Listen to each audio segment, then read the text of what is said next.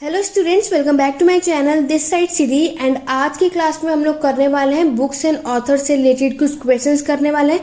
तो ये आप लोगों के लिए एक तरीके से टेस्ट या आप लोगों का टेस्ट ही है, क्योंकि आप लोग जानते हैं आप लोगों का कल ही एंट्रेंस एग्जाम है।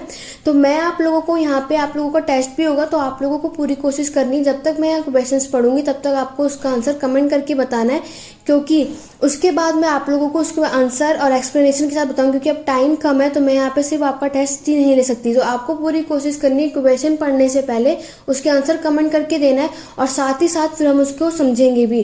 तो आज की क्लास बहुत ही इंपॉर्टेंट होने वाली है, तो वीडियो के एंड तक बने रहना। तो चलिए अपनी आज की क्लास को स्टार्ट करते हैं ज़्यादा टाइम ना लेते हुए। और वीडियो पसंद आए तो लाइक शेयर ज़्यादा से ज़्यादा करना, ओके। तो चलिए बढ़ते हैं, जिसमें हम बुक्स एंड ऑथर के इंपॉर्टेंट क्वेश्चन देख लेते हैं, किस तरीके से आप लोगों से आपसे एग्जाम में क्वेश्चन पूछे जा सकते हैं। तो बढ़ते हैं अपने क्वेश्चन की तरफ। सबसे पहला क्वेश्चन आपसे यहाँ पूछा गया है, who is the author of the book 1984। तो 1984 की जो ऑथर है वो इनमें से कौन है, वो आपको बताना है किसने इसकी रचना की थी। George Orwell, Walter Scott, Thomas Hardy या एमिली जोले। तो इसका राइट आंसर क्या होगा? Option number A, George Orwell. तो जॉर्ज ऑरवेल है जिन्होंने 1984 की बुक की रचना की थी। उसकी रचयिता कौन थे? George Orwell. अगर मैं इसके बारे में आपको बताऊं तो 1984 जो पब्लिश कब हुई थी? 1984 में हुई थी, और ये एक नॉवल है, ठीक है। ये एक नॉवल है जिसको किसने लिखा था? जॉर्ज ऑरवेल ने लिखा था, और उन्होंने इसको पब्लिश कब की थी? 1949 में। याद रखना, जॉर्ज ऑरवेल ने इसको पब्लिश कब की थी? In 1949 as a warning against totalitarianism. तो इन्होंने क्या करा था? 1939 में इन्होंने अधिनायकवाद के खिलाफ चेतावनी के रूप में इसे प्रकाशित किया था 1949 में, एक वार्निंग के तौर पे। लेकिन इन्होंने ये बुक को 1984 को पब्लिश कब किया था? 84 में, इसलिए इसका बुक का नाम भी यही पड़ गया। क्लियर हो गया? तो इसका राइट आंसर आप लोगों को क्या होता है? ऑप्शन नंबर ए। बढ़ते हैं अपने नेक्स्ट क्वेश्चन की तरफ। नेक्स्ट क्वेश्चन में आपसे पूछा गया, इनमें से वो कौन सी बुक है जो मुंशी प्रेमचंद ने नहीं लिखी है? इनमें से कौन सी ऐसी पुस्तक है जो मुंशी प्रेमचंद ने बुक नहीं लिखी है? तो अगर आप लोगों ने मुंशी प्रेमचंद की सारी बुक्स याद रखी होंगी तभी आप इन क्वेश्चंस को अटेम्प्ट कर पाएंगे। तो आपके ऑप्शन है गेबान, गोदान, गाइड या मानसरोवर। तो मुंशी प्रेमचंद ने इनमें से जो बुक नहीं लिखी है, तो मुंशी प्रेमचंद ने इनमें से जो बुक लिखी है, जो नहीं लिखी है, आपसे पूछा है कि मुंशी प्रेमचंद ने इनमें से कौन सी बुक नहीं लिखी है।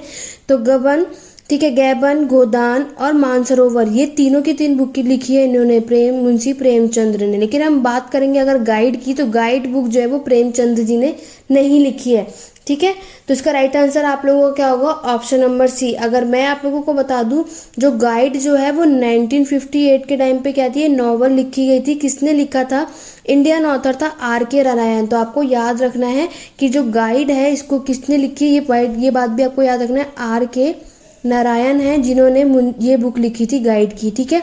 बाकी गेबन, गोदान और मानसरोवर, ये तीनों की बुक किसने लिखी है? मुंशी प्रेमचंद्र जी ने।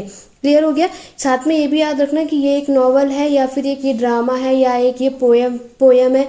ये सारी चीजें याद रखनी, कुछ भी क्वेश्चन आपसे पूछा जा सकता है। बढ़ेंगे अपने नेक्स्ट क्वेश्चन की तरफ।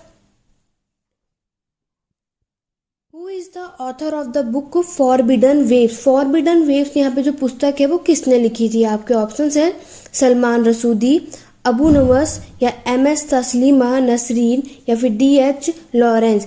तो फॉरबिडन वेव्स की जो बुक है इसके रचयिता कौन थे? अबू नवस थे। तो आपका यहाँ पे राइट आंसर क्या होता है? Option number B. क्लियर? आगे बढ़ेंगे नेक्स्ट क्वेश्चन की तरफ। नेक्स्ट क्वेश्चन में यहाँ पे पूछा गया, which of the following book has been written by Vikram Seth. तो इनमें से वो कौन सी किताब है जो विक्रम सेठ ने लिखी थी? आपकी बुक को ऑप्शन यहाँ पे दे रखा है, my god dad young, Islamic bomb, look back in anger या फिर अ सुइटेबल बॉय। तो विक्रम सेठ ने जो बुक लिखी थी वो बुक थी आपकी यहाँ पे अ सुइटेबल बॉय। तो ये बुक किसने लिखी थी? विक्रम सेठ ने लिखी थी। तो यहाँ पे आपका राइट आंसर क्या होता है? Option number D.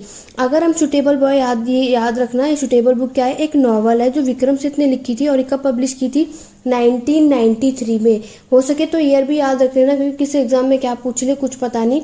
बाकी ये याद रखना कि ये बुक जो है वो एक क्या है कि ये नॉवल है, और ये किसने लिखी थी? विक्रम सेठ ने लिखी थी। नेक्स्ट देखेंगे, नेक्स्ट क्वेश्चन आप लोगों से यहाँ पूछा गया है, द बुक, यहाँ पे बुक है टू लिव और नॉट टू लिव।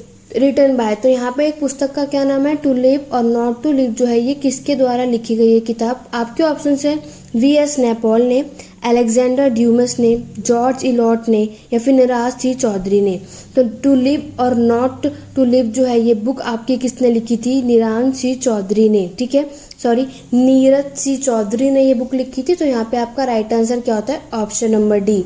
आगे बढ़ेंगे नेक्स्ट क्वेश्चन की तरफ। नेक्स्ट क्वेश्चन में आपसे पूछा गया है अ वॉइस फॉर फ्रीडम इस बुक रिटन बाय, तो ये वॉइस द फ्रीडम जो है ये बुक किसके द्वारा लिखी गई है किताब। आपके ऑप्शन है कोराजोन एक्विनो के द्वारा या फिर नयनतार सहगल के द्वारा या आंग सान सू के द्वारा या फिर बेनजीर भुट्टो के द्वारा। तो ये अ वॉइस फॉर फ्रीडम, तो ये जो बुक लिखी थी ये किसने लिखी थी, ये लिखी थी नयनतारा सहगल ने।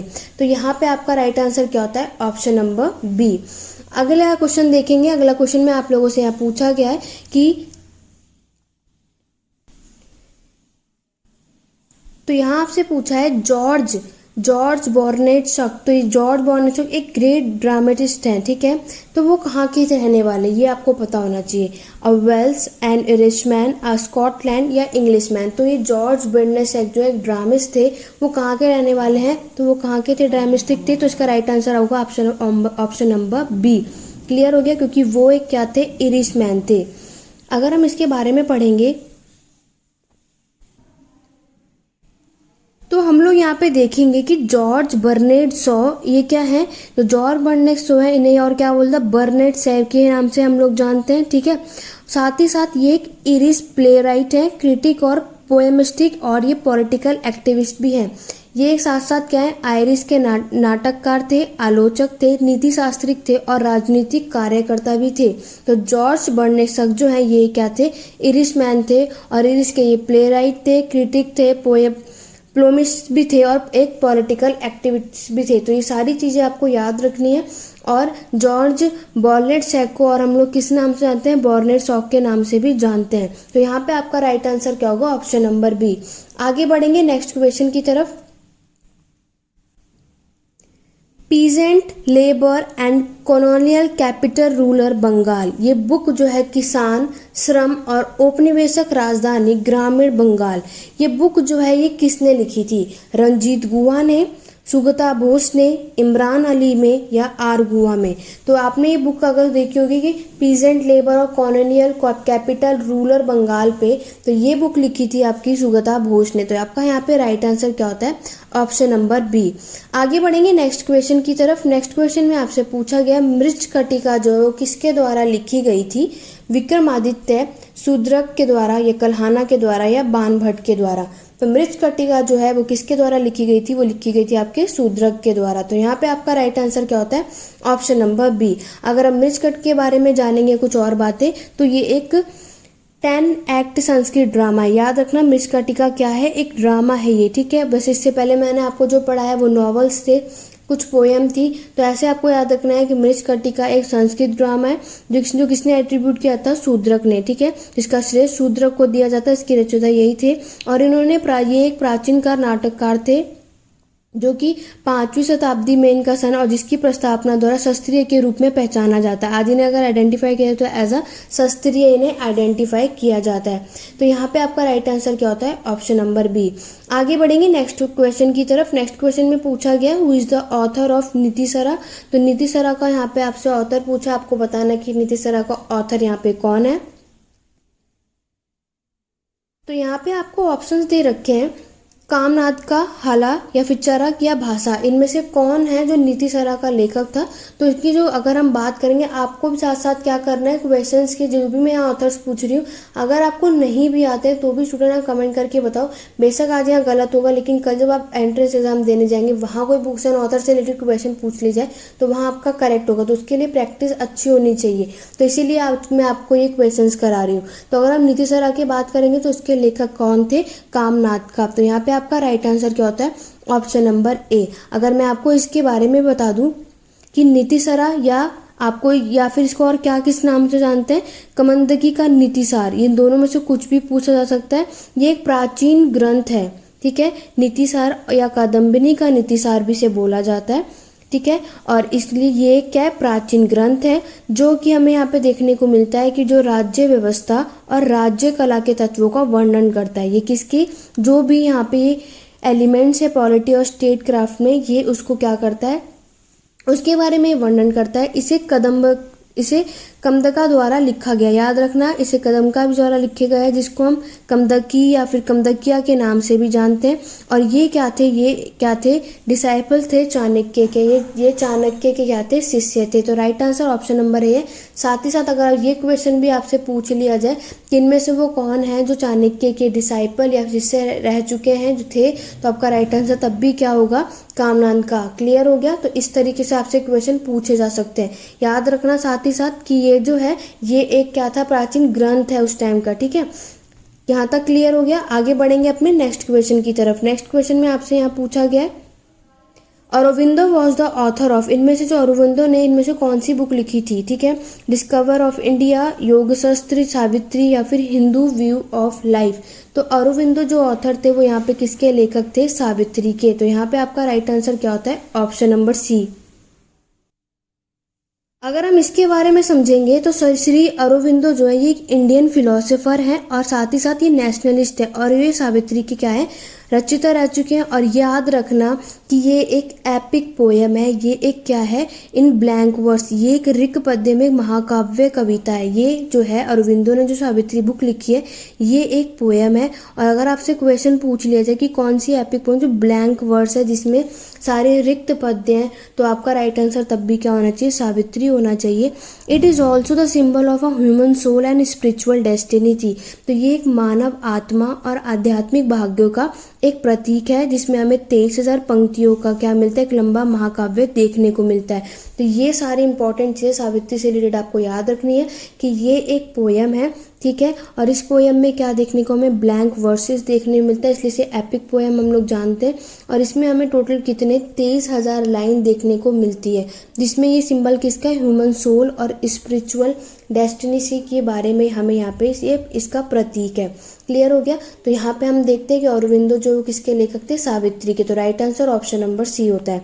आगे बढ़ेंगे नेक्स्ट क्वेश्चन की तरफ। नेक्स्ट क्वेश्चन में आपसे पूछा गया है, इनमें से कौन सा लेडी माउंटबेटन की जो बायोग्राफी है वो कौन सी थी। ठीक है, लॉर्ड माउंटबेटन जो आपकी लेडी माउंटबेटन है उसकी बायोग्राफी है, इनमें से वो कौन सी है। पहला ऑप्शन है Edwina Mountbatten, a life of her own, Edwina Mountbatten, her relationship with narrow Mountbatten या एडविना माउंटबेटन। तो यहाँ पे इनकी जो बायोग्राफी थी, इनकी जो जीवनी थी वो थी इनकी Edwina Mountbatten, a life of her own. तो यहाँ पे आपका राइट आंसर क्या होता है, ऑप्शन नंबर ए।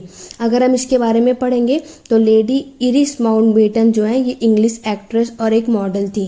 और ये मेंबर किसकी थी, ये माउंटबेटन या बेटनबर्ड्स की फैमिली की ये मेंबर सदस्य थी। और ये सबसे ज़्यादा यंगेस्ट ग्रैंड चाइल्ड किसकी, क्वीन विक्टोरिया की ये क्या थी, ग्रैंड चाइल्ड थी। She was a niece of queen Victoria of a, याद रखना ये क्वीन विक्टोरिया की नीस भी कौन थी, ये lady Mountbatten. Lady iris Mountbatten जो है वो क्वीन विक्टोरिया की नीस थी। ये सारी चीज़ें याद रखना, स्पेन में। ठीक है, और ये माउंटबेटन फैमिली की एक सदस्य रह चुकी थी। तो याद रखना इनकी जो बायोग्राफी थी वो क्या थी, Edwin Mountbatten, a life of her own. आगे बढ़ेंगे नेक्स्ट क्वेश्चन की तरफ। नेक्स्ट बुक अगर हम इनकी बात करेंगे तो नेक्स्ट बुक में आपसे पूछा गया है, common sense and right of man were important book that motivated the American and French revolution, they were written. तो जो कॉमन सेंस और राइट ऑफ मैन है ये अमेरिका और फ्रांस क्रांतियों को प्रेरित करने वाली सबसे महत्वपूर्ण किताबें थी। तो ये महत्वपूर्ण जो बुक है ये किसने लिखी थी, थॉमस पेनी ने, जीन जैक रूसी ने, या वॉलंटियर ने, या रेनी डेस्करेट ने। तो common sense and right of man की ये सबसे इंपॉर्टेंट बुक जो मानी जाती है अमेरिकन और फ्रेंच रेवोल्यूशन की, जो मोटिवेट करते थे, तो ये बुक लिखी थी आपकी थॉमस पेनी ने। तो यहाँ पे आपका राइट आंसर क्या होता है, ऑप्शन नंबर ए। अगर मैं आपको इसके बारे में पढ़ा दूँ तो कॉमन सेंस जो ये बुक लिखी थी थॉमस पेनी ने लिखी थी और इसको पब्लिश अगर देखा जाए 1776 में। की गई थी। और इन्होंने यहाँ पे क्या किया था, गुमनाम रूप से इसे प्रकाशित। इस पैम्पलेट ने अमेरिका क्रांति के दौरान अंग्रेजों से आज़ादी की लड़ाई में अमेरिको का समर्थन किया था। याद रखना, इन्होंने क्या करा था, इस पैम्पलेट ने इन्होंने सपोर्ट किया था किसको, अमेरिकन रेवोल्यूशन जो चल रहा था उस समय पर। तो यहाँ पर अंग्रेजों ने से आज़ादी की लड़ाई में इन्होंने अमेरिका के लोगों को यहाँ पे समर्थन किया था। दूसरी बात करेंगे कि ये जो पैम्पलेट है ये इनकरेज करता है, बढ़ावा किस बात पे देता था, पीपल ऑफ अमेरिकन कॉलोनीज, जो अमेरिका के उपनिवेश के लोग थे उसे ग्रेट ब्रिटेन के नेताओं का विरोध करने और एक समांतवादी सरकार पर जोर देने के लिए उन्होंने प्रोत्साहित किया था। याद रखना, जो ये पैम्पलेट था, जो ठीक है, जो ये आई थी ये पैम्पलेट, इन्होंने क्या किया था, अमेरिका के जो उपनिवेश के लोगों को ग्रेट ब्रिटेन के नेताओं का विरोध करने के लिए और एक समतावादी सरकार पर जोर देने के लिए प्रोत्साहित किया था। क्लियर हो गया? आगे बढ़ेंगे नेक्स्ट क्वेश्चन की तरफ। अब देखेंगे हम लोग अपने द फेमस बुक ऑफ आनंद मठ वॉज ऑथर बाय, जो प्रसिद्ध आपकी ये बुक देखेंगे आनंद मठ, इसके लेखक कौन थे, आपको ये पूछा गया। आपके ऑप्शन है सरोजिनी नायडू, अरविंदो घोष, रविंद्रनाथ टैगोर या बंकिम चंद्र चट्टोपाध्याय। तो जो आनंद मठ की जो किताब लिखी थी ये किसने लिखी थी, बंकिम चंद्र चट्टोपाध्याय ने। तो आप लोगों का यहाँ पे राइट आंसर क्या होता है, ऑप्शन नंबर डी। अगर इसके बारे में हम लोग जानेंगे तो आनंद मठ जो है कब, 1952 में। ये क्या थी, हिंदी देशभक्ति ऐतिहासिक फिल्म है ये, ठीक है। और जिसको डायरेक्ट किसने किया था, हेमंत गुप्ता ने, जो कि किस पे बेस्ड थी, आनंद मठ के ऊपर थी। और ये एक क्या थी, फेमस बंगाली नॉवल है। याद रखना कि अगर ये पूछा जाए कि आनंद मठ क्या है, तो ये एक फेमस बंगाली नॉवल है जिसको लिखा था बंकिम चंद्र चट्टोपाध्याय ने 1882 में, ठीक है। और इसमें ये क्या बताते हैं, जितने भी उपन्यास और फिल्म से सन्यासी विद्रोह की घटनाओं पर ये आधारित है। अगर हम बात करेंगे 18 सदी के अंत तक भारत में जितने भी, विशेषकर बंगाल में, यहाँ पे हमने ये विद्रोह जो घटनाएं इस पे आधारित है। कब, जितनी भी 18 सेंचुरी में जो भी घटनाएं घटी हुई थी ये सारी, तो इसमें ये हम क्या देखते हैं, इसमें ये जितने भी उपन्यास और फिल्म सन्यासी के विद्रोह हमें देखने को मिलते हैं, ये सारी चीजें हमें इस आनंद मठ में पता चलती हैं। क्लियर हो गया? तो इसका राइट आंसर क्या था आपको, ऑप्शन नंबर डी। आगे बढ़ेंगे नेक्स्ट क्वेश्चन की तरफ। नेक्स्ट क्वेश्चन आप लोगों का वर्ल्ड हिस्ट्री से रिलेटेड बुक से ऑथर पूछा है। इसमें से बोल रहा है which of the following revolution is related by the book two treatises of government. इनमें से जो कौन सी वो क्रांति थी जिसकी वजह से टू ट्रीज ऑफ गवर्नमेंट पुस्तक से संबंधित है, और इसके राइटर भी कौन है, इसके लेखक रचयिता कौन है। तो पहले आपको बताना है कि ये किस रेवोल्यूशन से बेस्ड है, और साथ ही साथ यहाँ पे लिख लेना कि ये जो किताब है इसके रचयिता कौन है, इसके ऑथर कौन है। तो आपके ऑप्शंस दे रखे थे यहाँ पर, French revolution Jean Jacques Rousseau ने, या फ्रेंच रेवोल्यूशन मतलब John Locke, American revolution Thomas Paine, या अमेरिकन एवोल्यूशन सैमुअल एडम्स। तो टू ट्रीटीज ऑफ गवर्नमेंट ये बुक जो रिलेटेड है और किससे, और से रेवोल्यूशन से, क्रांति से रिलेटेड है। तो ये फ्रांस की क्रांति जॉन लॉकी ये बुक लिखी थी, ठीक है। इस बुक से किससे संबंधित है, फ्रांस की क्रांति जॉन लॉकी से। तो यहाँ पर आपका राइट आंसर होता है ऑप्शन नंबर बी। आगे बढ़ेंगे नेक्स्ट क्वेश्चन की तरफ। लीलावती जो है ये किसके द्वारा लिखी गई थी। आपके ऑप्शंस यहाँ पे दे रखे थे, अमर शर्मा के द्वारा, कमदका के द्वारा, भास्कर द्वितीय के द्वारा, या सोमदेव के द्वारा। तो ये जो बुक लिखी गई थी लीलावती, ये आपकी लिखी गई थी कमदका के द्वारा, सॉरी भास्कर द्वितीय के द्वारा। तो यहाँ पे आपका राइट आंसर क्या होता है, ऑप्शन नंबर सी। तो भास्कर द्वितीय ने ये बुक लिखी थी लीलावती। अगर हम इसके बारे में पढ़ेंगे तो लीलावती ये क्या है, एक इंडियन मैथमेटिशियन है। भास्कर सेकंड, तो लीलावती की एक भारतीय क्या है, मैथमेटिशियन है, जिसको भास्कर द्वितीय द्वारा गणित पर ये ग्रंथ है। और ये कब लिखा गया था, 1150 में ये लिखा गया था।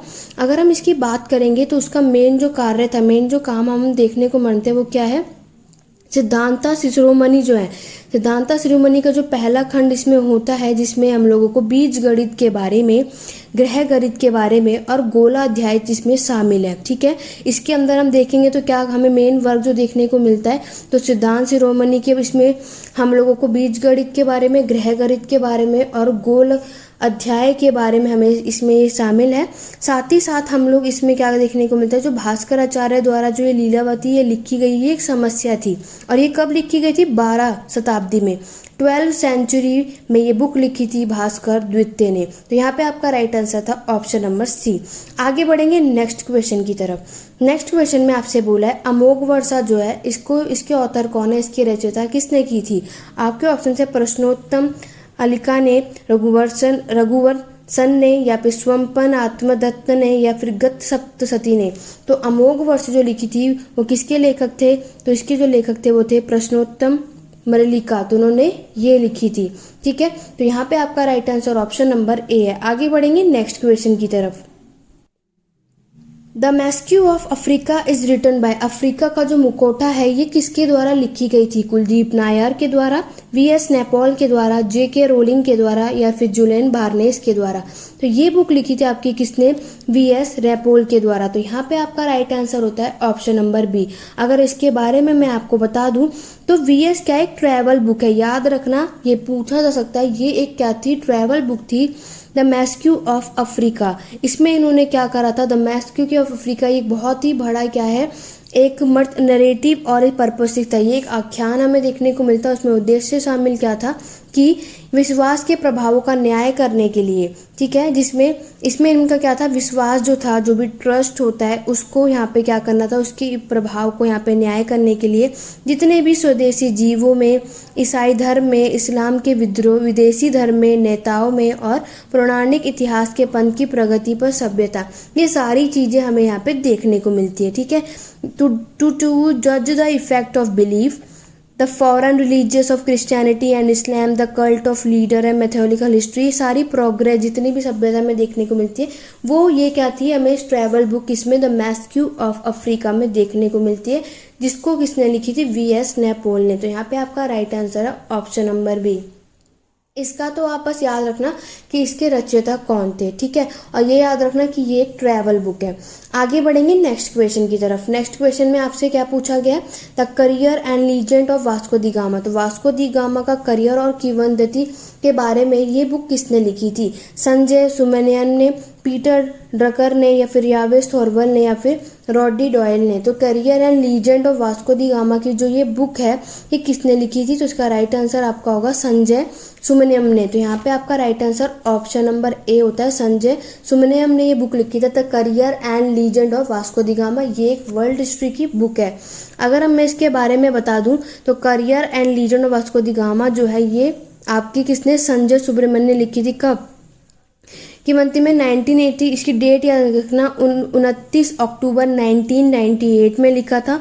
उन्होंने इसमें क्या बताया था, इन्होंने इसके अंदर पूरे 29 तथ्यों के मिश्रण पर केंद्रित पुर्तगाली की खोजकर्ता वास्को दी गामा के जीवन और करियर को प्रस्तुत करता है। तो वास्को दी गामा की जो भी लाइफ और उसके जो फैक्ट थे ये सारी बातें हमें इस बुक में देखने को मिलती है, जो जिसमें संजय सुब्रमण्यम ने किसमें, जो वास्को दी गामा की जो लाइफ और जो उसकी फैक्ट के बारे में थी, ये सारी बातें इसने इस बुक के अंदर बताई हैं। ठीक है, तो वास्को डी गामा अगर आपको पता है तो ये इंग्लिश मैन थे जो सबसे पहले कहाँ पे ब्रिटिशर्स थे जिन्होंने भारत के अंदर क्या रखा था, वो आए थे। ठीक है, ठीक है, याद रखना। तो ये सारी चीज़ें आपको याद रखनी है, जो इससे रिलेटेड जो फैक्ट अगर आपको भी पढ़ना हुआ पोर्चुगीज़ के बारे में, ठीक है, वास्को दी गामा से रिलेटेड कोई भी बात है तो ये आपको याद रखना। ये वास्को दी गामा एक पोर्चुगीज़ थे, ये क्वेश्चन भी पूछा जाता तो याद रखना ये पोर्तुगल के थे। आगे बढ़ेंगे नेक्स्ट क्वेश्चन की तरफ। Hybrid histories forest frontier and wildness in western India is written by. जो संकर इतिहास था पश्चिमी भारत में वन सीमांत और जंगली पर, मतलब आपको याद रखना hybrid stories forest frontier and wildness in western India. ये जैसे ये बुक यहाँ पे इंग्लिश में लिखी है एज इट इज ये इंग्लिश में ही रहेगी, तो यहाँ पे आप लोग देख लेना हिंदी वाले स्टूडेंट भी। तो हाइब्रिड स्टोरीज अगर पूछी जाए जिसमें फॉरेस्ट फ्रंटियर और वाइल्डनेस इन वेस्टर्न इंडिया के बारे में सारी बातें जो ये बताई गई हैं इस बुक में, ये बुक किसने लिखी थी, आर गुहा ने, अजय स्कैरिया ने, या सुजाता बोस ने, या फिर AR देसाई ने। तो इसका राइट आंसर होता है ऑप्शन नंबर बी, अजय स्कैरिया ने ये बुक लिखी थी। मोस्ट इंपॉर्टेंट है, याद रखना, अजय स्कैरिया ने ये बुक लिखी थी संकर इतिहास का हाइब्रिड स्टोरीज के बारे में, जिसमें उसने फॉरेस्ट फ्रंटियर और वाइल्डलाइफ जो भी वेस्टर्न इंडिया के बारे में ये बुक के इन्होंने लिखी थी, किसने, अजय स्कैरिया ने। आगे बढ़ेंगे नेक्स्ट क्वेश्चन की तरफ। The gathering storm is written by, जो गैदरिंग स्टॉर्म जो है ये पुस्तक किसने लिखी थी? वोल्टेयर ने, जॉर्ज वॉशिंगटन ने, या विंस्टन चर्चिल ने, या फिर रोमन रोलैंड ने। तो इसका राइट आंसर होगा आप लोगों का यहाँ पे, तो ये बुक लिखी थी आप सबकी विंस्टन चर्चिल ने, ऑप्शन नंबर सी। तो याद रखना विंस्टन चर्चिल है जिन्होंने गैदरिंग स्टॉर्म की ये बुक लिखी थी, इसकी रचयिता थे। तो इसका राइट आंसर होगा आपका ऑप्शन नंबर सी। तो अगर मैं इसके बारे में आपको बता दूं तो गैदरिंग स्टॉर्म ये पहली वॉल्यूम थी सर विंस्टन चर्चिल की, और definite account of second world war, तो इन्होंने जो दूसरा विश्व युद्ध के दौरान इन्होंने निश्चय खाते का पहला खंड था ये इनका, ठीक है, क्या? द गैदरिंग स्टॉर्म, ये पहली वॉल्यूम थी किसकी? सर विंस्टन चर्चिल की। तो राइट आंसर इसलिए आपका ऑप्शन नंबर सी होता है। आगे बढ़ेंगे अब नेक्स्ट क्वेश्चन की तरफ। नेक्स्ट हमसे यहाँ पे पूछा है कि एथनिटी एंड इन्वायरमेंट इन इंडिया, ये बुक किसने लिखी थी? Ethnicity and environment in India. तो ये बुक के रचयिता कौन थे? सुमित गुहा, डेविड नारद, माधव गाडनेल, या रंजीत गुहा। तो ethnicity and environment in India, ये बुक के रचयिता थे कौन? सुमित गुहा। तो यहाँ पे आपका राइट आंसर क्या होता है? ऑप्शन नंबर ए। वेरी इंपॉर्टेंट है, ये सारे वर्ल्ड हिस्ट्री से रिलेटेड क्वेश्चंस पूछ रहे हैं यहाँ पे, तो आपको ये सारे पॉइंट याद रखने हैं। आगे बढ़ेंगे नेक्स्ट ऑथर की तरफ। नेक्स्ट आपसे क्या क्वेश्चन पूछा है बुक्स एंड ऑथर से? The Punjab under imperialism. तो ये बुक जो है किसने लिखी थी? इसके रचयिता कौन थे? AR देसाई, डेविड एर्नेट, सुगाता बोस, या फिर Imran Ali. The Punjab under imperialism, जो पंजाब है वो साम्राज्यवाद के अंडर में, ये किताब लिखी थी हमारी इमरान अली ने। तो यहाँ पे आपका राइट आंसर होता है ऑप्शन नंबर डी। अगर इसके बारे में मैं आपको बता दूं तो इसके अंदर में इन्होंने रिलेशनशिप बताया है किसके बारे में? जो भी इरिगेशन, कॉलोनाइज्म और आर्मी रिक्रूटमेंट थी पंजाब की 19वीं सेंचुरी में, 19वीं शताब्दी में जो भी पंजाब की सिंचाई से औपनिवेशीकरण और सेना भर्ती के बीच में जो भी संबंध थे, वो सारी चीज़ें इन्होंने इस बुक के अंदर बताई थी। किसने? इमरान अली ने। द पंजाब अंडर इम्पीरियलिज्म के बुक के अंदर अगर आपसे पूछा जाए कि इस बुक में क्या बताया गया है, तो इस बुक में इन्होंने पंजाब की 19वीं शताब्दी में जो भी सिंचाई, इरिगेशन, कॉलोनाइजेशन मतलब औपनिवेशीकरण और आर्मी रिक्रूटमेंट, सेना भर्ती के बीच में जो भी संबंध था, जो भी रिलेशन था, वो सारी बातें इन्होंने इस बुक के अंदर बताई थी। क्लियर हो गया? तो आई होप आपको ये सारे क्वेश्चंस समझ में आ जाए। तो मेरा एम ये भी था कि यहाँ पे जो मैंने आपको क्वेश्चंस कराए, यहाँ पे अगर आपने देखा होगा तो बुक्स एंड ऑथर और भी कुछ नए लेकर के मैं आई थी, ताकि अगर इससे बेस्ड अगर आपसे कुछ क्वेश्चन पूछ लिया जाए तो आप वो भी कर लो। साथ ही साथ आपको किस तरीके से क्वेश्चन पूछा जा सकता है उस वो भी आपको एक आइडिया हो जाए। एक बात और कि मैंने बुक्स एंड ऑथर की एक बार और क्वेश्चन आंसर की वीडियो बना रखी है, अगर आपने वो वीडियो ना देखी तो लिंक डिस्क्रिप्शन में, अदरवाइज आप प्लेलिस्ट में जाके बुक एंड ऑथर की प्लेलिस्ट चेकआउट करोगे तो वहाँ पे आप उन क्वेश्चन को देख सकते हो। ये क्वेश्चन तो आते हैं इस तरीके से, तो पूछे ही जाते हैं, लेकिन साथ में आपसे ये क्वेश्चन भी पूछा जाता है जैसे आपसे मैच के थ्रू, मैच दी फॉलोइंग के थ्रू भी आपसे पूछा जाएगा कि कौन सी बुक किसने लिखी है, कौन सी बुक किसने। दूसरा आपका अगर टॉपिक देखा जाए तो आपसे पूछ लिया जाएगा, तो दूसरा कॉन्सेप्ट में अगर आपको बता दूं जो आपसे पूछा जाता है बुक्स एंड ऑथर से भी, कोई भी आपको एक ऑथर का नाम दे देगा और पूछ लिया जाएगा कि ये बुक है। लाइक अगर आपसे पूछ लिया जाए कि हाँ, अगर आपसे पूछ लिया जाए कि राजा राम मोहन रॉय ने, ठीक है, राजा राम मोहन रॉय ने इनमें से कौन सी बुक नहीं लिखी है या इनमें से कौन सी बुक लिखी है, तो अगर आपको इनकी सारी बुक याद होंगी तभी आप उस ऑप्शंस में चूज कर पाएंगे, अदरवाइज आप लोगों का वहाँ गलत भी हो सकता है। तो आपको इसीलिए पूरी कोशिश करनी है मॉडर्न हिस्ट्री के जितने भी ऑथर्स हैं या मेडिएवल हिस्ट्री, तो वो सारे याद कर लो। उनसे भी जो भी आपको वहाँ पे ऑथर पूछे, बुक पूछे, अगर आपको बुक याद होगी तो ही आप उनके करेक्ट कर पाओगे कि राजा राम मोहन ने इन चारों में से कौन सी बुक लिखी है या फिर कौन सी बुक नहीं लिखी है। तीसरा अगर मैं आपको कॉन्सेप्ट बता दूं बुक एंड ऑथर से क्या पूछ लिया जाता है, बुक्स एंड ऑथर से आपसे ये भी पूछ लिया जाता है कि ये जो बुक लिखी है ये क्या है, ड्रामा है या फिर ये पोएम है या फिर ये एक नॉवल है। तो इस तरीके से भी क्वेश्चन आपसे पूछा जाता है। तो एक बात याद रखना, कोई भी आप लोग बुक एंड ऑथर याद रख लो, ये बात याद रखना कि कौन सी बुक क्या है, कौन सी कविता है, कौन सा ड्रामा पे बेस्ड है, कौन सी नॉवल पे बेस्ड है। क्लियर हो गया? तो इस तरीके से आपको बुक्स एंड ऑथर के दिल्ली यूनिवर्सिटी में या एंट्रेंस एग्जाम में देखने को मिलेगा। अगर आपने प्रीवियस ईयर एनालाइज किए तो आपने देखा होगा इस तरीके से क्वेश्चन आपसे पूछे जाते हैं। तो मैं आज आपको यही बोलूंगी स्टूडेंट, तो 15 से 20 क्वेश्चन दिल्ली यूनिवर्सिटी में पूछे जाते हैं हमेशा क्वेश्चन, इस बार शायद ज़्यादा भी पूछ ले, कुछ भी हो सकता है। तो याद रखना आज आपको पूरे दिन में सारे जितने बुक्स एंड ऑथर हो सके रिवाइज करके जाओ, आपको जो है अच्छे मार्क्स जो है यहीं से मिलने वाले हैं। क्लियर हो गया? तो आज की क्लास में बस इतना ही। वीडियो पसंद आई तो लाइक करो, शेयर करो, चैनल पे नए चैनल सब्सक्राइब कर लो, बेल आइकन जरूर प्रेस करना ताकि नेक्स्ट वीडियो चैनल पे जब भी आए नोटिफिकेशन आप तक पहुंचे। आज की क्लास कैसी लगी, आज के कितने बुक्स एंड ऑथर आप लोग कर पाए, कमेंट करके ज़रूर बताना। आपकी प्रैक्टिस कैसी चल रही है, कल के एग्जाम की तैयारी कैसी है, सब कुछ कमेंट करके ज़रूर बताना। आई होप आप सबकी बढ़िया चल रही होगी। बुक एंड ऑथर मैं आपको कहूँगी सारे के सारे जितने आपने पढ़े सबको रिवाइज कर लो आज के दिन। बाकी अब कुछ नया मत पढ़ना, आज के दिन बस आप लोग रिवाइज करो। ओके स्टूडेंट, तो चलिए आज की क्लास में बस इतना ही। Thank you for watching.